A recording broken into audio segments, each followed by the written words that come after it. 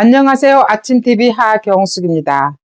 오늘 저는 한동훈에 대해서 얘기를 해보려고 합니다. 49살인 한동훈이는 법무부 장관이 되었습니다. 부흥이라도 하듯이 법사위원회나 대정부 질문에 가서도 야당 의원들이 말을 못할 정도로 한동훈이는 압도적인 지식을 가지고 있었고 언변술이 대단했습니다. 그런 한동훈의 모든 사람들은 열광하기 시작했습니다.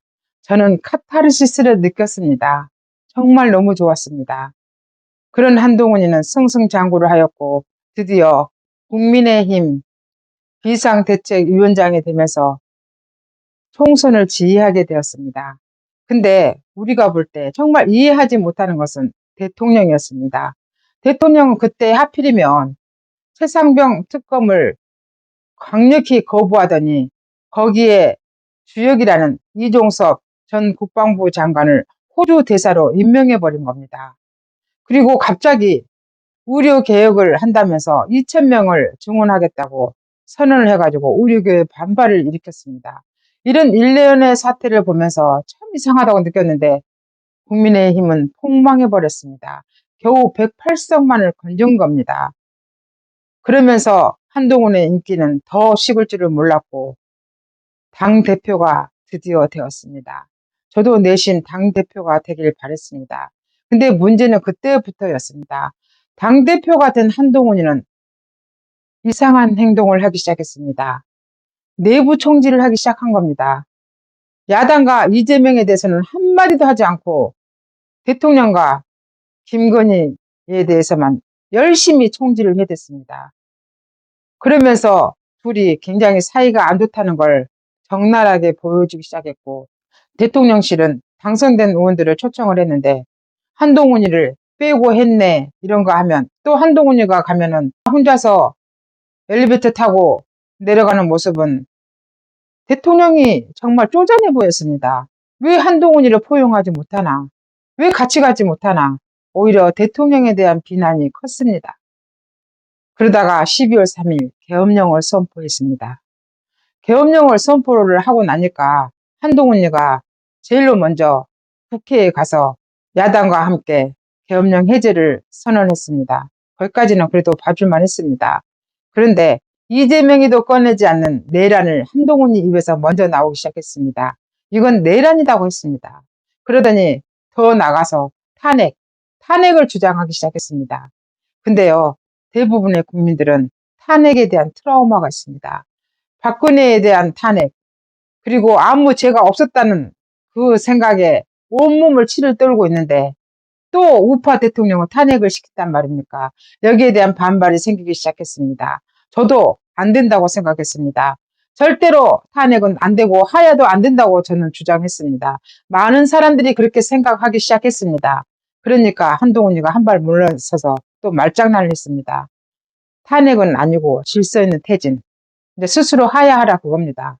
근데 하야도 절대도 안 되는 그런 상황이었습니다.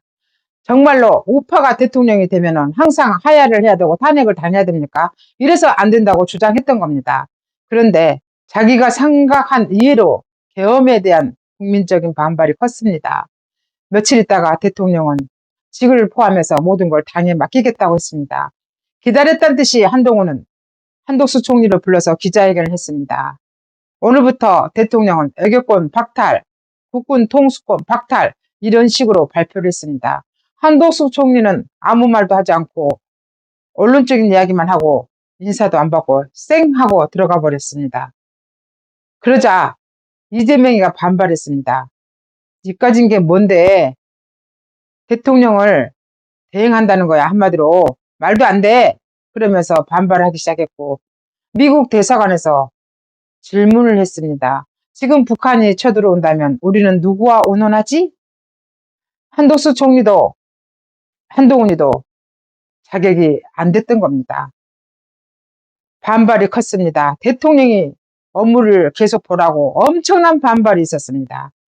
대통령은 업무를 계속 봤습니다.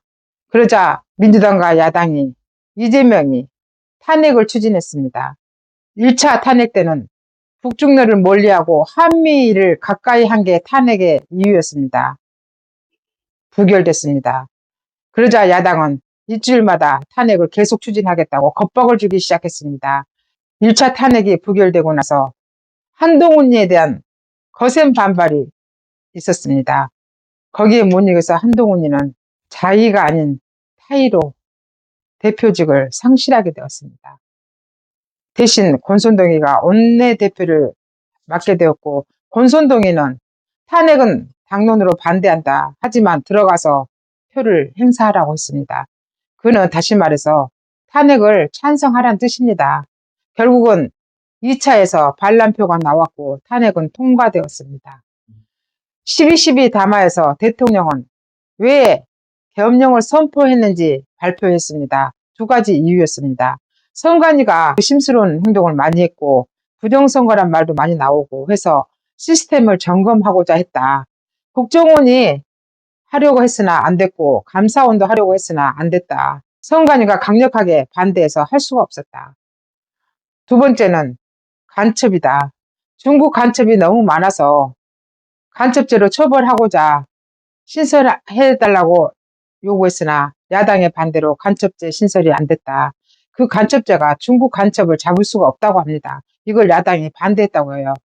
드론을 통해서 또는 직접 중국인들이 미군 기지를 촬영하고 이런 일이 허다하게 일어났다고 합니다. 그래도 간첩죄로 처벌할 수가 없었던 게 우리나라 법이라고 했습니다. 그래서 자기는 2년 반 동안 가만히 있으면 전직 대통령으로서 애우를 받고 살 수 있었지만 대한민국을 위해서, 대한민국 국민을 위해서 온몸을 던지기로 했다고 했습니다. 그래서 선관위와 중국 간첩 이거를 밝히고자 했다고 했습니다. 그 뜻이 전해지자 국민들이 대통령을 이해하기 시작했습니다. 그랬구나. 안타까운 마음이 들기 시작했습니다.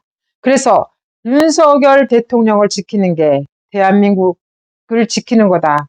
이렇게 인식이 확산되기 시작했고 지금은 여야가 아니고 윤석열이냐 이재명이냐가 아니고 자유민주주의냐 공산주의냐 체제의 전쟁이라고 선언하기 시작했습니다. 대통령은 공수처에 직접 발로 걸어가면서 청년들이 깨닫게 되어서 다행이다 이 말 한마디를 하고 공수처로 직접 갔습니다. 이런 모습을 보면서 국민들은 더 많이 깨닫기 시작했습니다.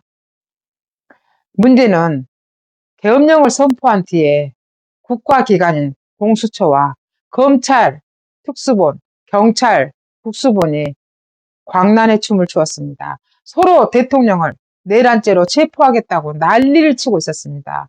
국민들의 불안감은 엄청났습니다. 어떻게 국가기관에서 국민의 세금을 먹고 사는 저것들이 대통령을 소 잡아들이겠다고 난리를 친단 말입니까? 그러면서 알려진 건 2년 반 동안 대통령은 야당이 대통령 취급을 하지 않았다고 했습니다. 그러니까 2년 반 동안 대통령은 이재명이가 했던 겁니다. 보란듯이 이재명이는 은행장들을 모아놓고 회의를 하고 어디 언론은 지기들이 뜻에 반한다고 광고를 못 주게 압력을 넣기도 하고 이런 이재명을 보면서 국민들은 대한민국이 정말로 체제 전쟁이구나. 그러면서 청년들이 깨닫기 시작했다는 겁니다. 이러면서 국민들이 관저에서 발 동동 구르고 광화문에서 동동 구르고 서부 지원에서 동동 구르고 청년들이 많이 구속이 되고 이런 일련의 광경을 보면서 한동훈 네가 탄핵을 시켜서 이 모양 이 꼴이 되었구나. 이게 되었습니다. 특히 특수본의 박세현이는 한동훈의 현대구 후보고 장인하고 아버지하고 친구 사이라고 합니다. 그러니까 더 날뛰는 모습을 보고 국민들은 한동훈에 대해서 정말 저거 교만하구나, 오만하구나 이렇게 생각하기 시작했습니다. 한동훈은 꿈을 꾸었을 겁니다. 대통령의 지지율이 바닥을 기기 시작했고 특히 계엄령을 선포한 이후로는 20% 이하로 뚝 떨어졌습니다. 그래서 한동훈이는 이재명이는 사법 리스크로 곧 감옥에 가고 지가 조기 대선을 이루면 대통령이 될 수 있다는 꿈을 꾸었을 겁니다. 그래서 막 밀어붙였던 겁니다. 근데요, 그게 대세를 못 읽은다는 겁니다. 한동훈이는 아직 멀었습니다. 국민들은 대통령이 있는 상황에서 한동훈이를 밀었습니다.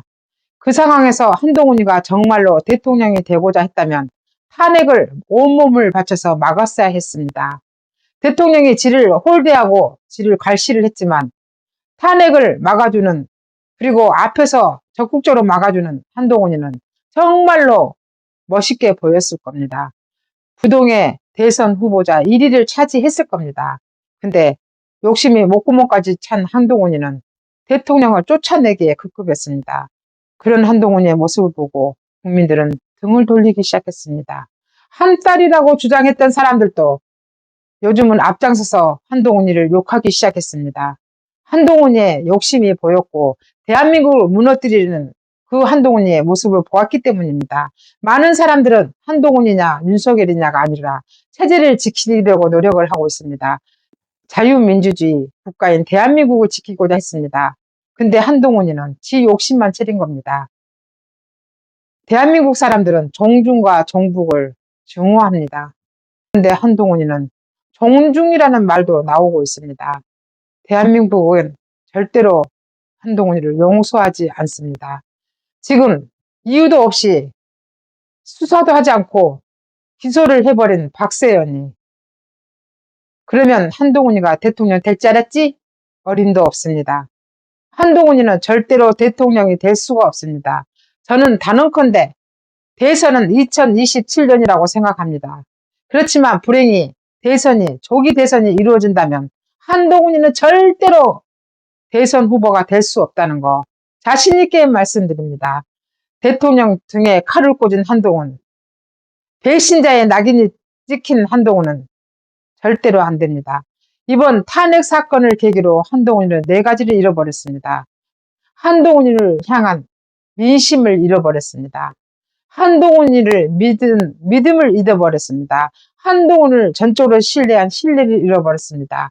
그리고 대통령이 그렇게 되고자 했던 한동훈이의 꿈을 잃어버렸습니다. 앞으로 한동훈이는 어떻게 살지 모르겠지만 종중이라고 낙인 찍힌, 배신자라고 낙인 찍힌 한동훈이는 절대로 저는 대통령은 되지 못할 거라고 생각합니다. 그래서 지금은 대통령은 그렇게 사랑했던 후배였던 대통령은 그 한동훈이를 저런 모습을 봐버렸구나. 우리보다 더 먼저 봤구나. 그래서 한동훈이를 당대표가 되는 걸 그렇게 반대를 했었구나. 이제 국민들은 가슴을 치고 후회를 합니다. 그래서 이 추위에도 발을 동동 구르면서 대통령을 지키겠다고 지금 나가고 있는 겁니다.